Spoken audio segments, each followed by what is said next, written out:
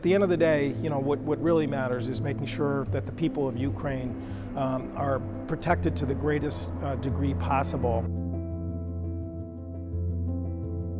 Hello, this is Congressman Joe Courtney. I'm speaking to you from the Cannon Office Building Rotunda on March 3rd, Thursday, day 8 of the Russian invasion of Ukraine, the unprovoked, unjustified invasion, and wanted to just give folks from Eastern Connecticut and all across the state a quick update regarding really important news in terms of the actions of the administration and Congress to help the heroic people of Ukraine. Going back to 2014, when Russia invaded Crimea, the U.S. has provided $2.7 billion in military assistance.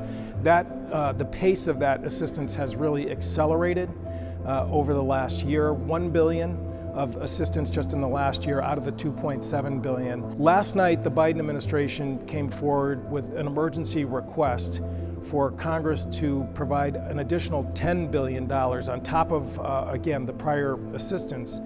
Some of it, a large portion of it, to, again, increase military assistance, javelins, stingers, other forms of munitions and lethal weapons to, again, help the brave defense forces. A large portion also is to deal with the humanitarian crisis that Putin has caused. We'll be voting on that at this point sometime within the next 7 days here in Washington, along with the fiscal year 22 budget, which is going to include additional assistance for the people of Ukraine. The flow of munitions and lethal assistance, as I said, is actually happening in real time. A couple days ago, I met with the 4-star general who's in charge of transportation commands.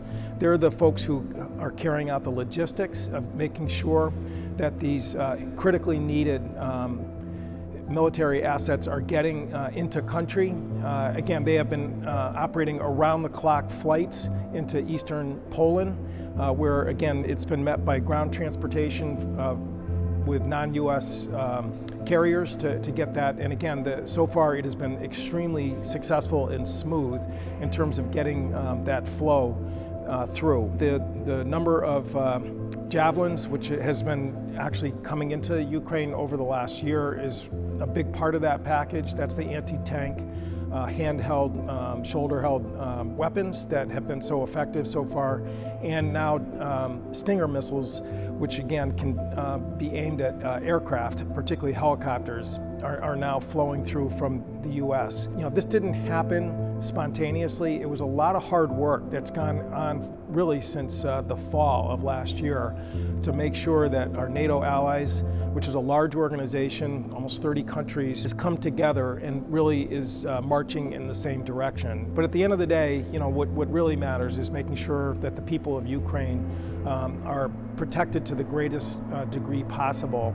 And this new $10 billion request from the administration, which came through last night, is really job 1, 2, and 3 for Congress to move that package along, and again, to make sure that Transcom and our other enablers out there are able to get that assistance to the people who need it the most. The interest level is off the charts in terms of emails and calls into our office. Again, I've been out visiting with Ukrainian Americans in the district, particularly in the Willimantic area.